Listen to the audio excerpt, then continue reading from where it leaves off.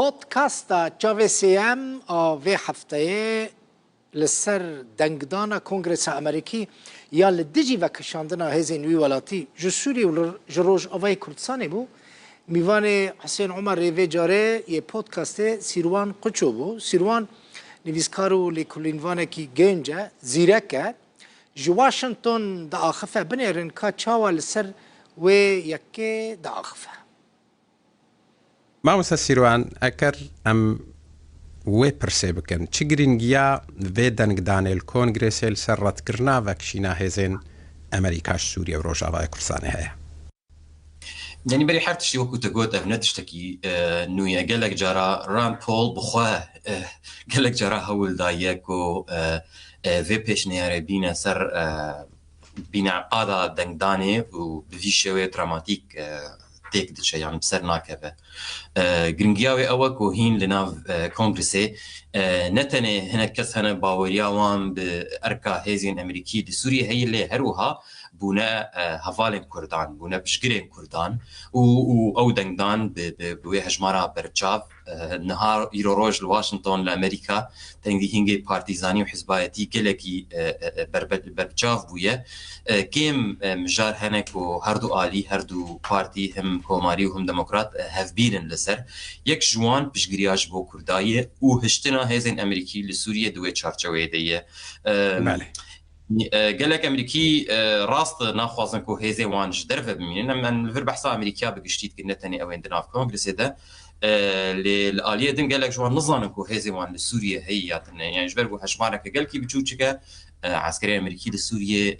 نها تركوشتن يعني او يقول سوريا مرنجيج برسدمين دين نغري داي شرعي اكتيف جبرولو هم لاليه كي بشجري هي كو عم بهلن جبرغو زيانا وانتنيه والآلية دنجيش بر بشجريا كردا هناك هس هند دبينين كو نا جرينجا كو أب هزانا الور بمينين. بله ما مستسيروان يعني أو كسيكو دنجدان الدجي وي بروجيا باول كرين يعني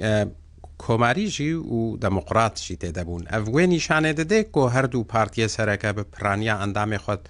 کنگرس دا براستی ایتر نزیک بونک جبو مثلا کردی ولا روش آوای کردستان او هزه کردی الوی داره کو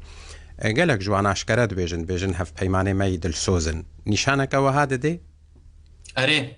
وقم قلت یک جکیم بابتن ایرو روش لواشنطن تن قلتو بیشکرین کو هف بیری لسر هی هر دو آلی لسر هفرانه کو دوی اف هزانال ور ببینن حتی جاره سریک سیاسی سوریه چه بجبر کو او دزانن اگر نها دمک وصا در کفن وقالك مترسي سر كردان هبن هم جاليه داعش بخوا هم جاليه تركيا وهروها رژیم سوریه و ایرانی و لدوانجی روسیا جبرلو او گرینگ دبینن کو اگر لشکرکی سوری بوره لشکرکی امریکی جی سوریه هبه دبکو او لشکر آشتیا نافویی لدفرین کردان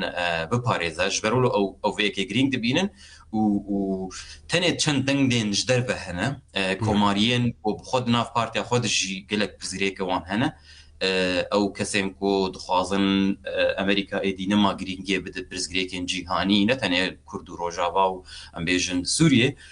ناخوازن امریکا تکلیا گلک برسین ناف نتاوی ببنش برولو نرینا وان نگل کی نرینا که بله ما مستسیروان يعني ترسك الجم كردا هيكو أكر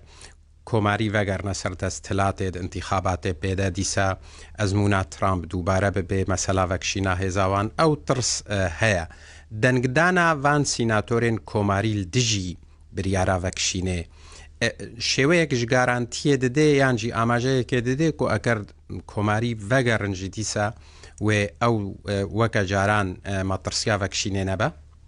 لسوي اكيد مين ام بحثت شكو ماريات كن يعني نها اخافتن اواكو دباكو سروكي بري دونالد ترامب جارك دن فكره دباكو فكر ودباكو فنكر دباكو ترامب بر بجارك كوماريان ده بجارتنين 2024 هذا ودباكو سكي دن بيجي ودبا بايدن بمينا سروك يعني افانا قش اجرن بينجي صدين 50 حتى روجه بجارتنا يعني امريكا وصايه ليه امجبير لكن كو ران بول بخوا ارجومنت او وقتا كو او بيشنير اني دنگداني كو اف هزانا لسوريا نل سر قانون كدنگي لامريكا ام بيجن خالك دستوري نه دستوري هيكو كونغرس اريكريه بري چند سالان نافي باور وور باور اكت يعني جي دسالات هذا قانونا هذا الشر وكونغرس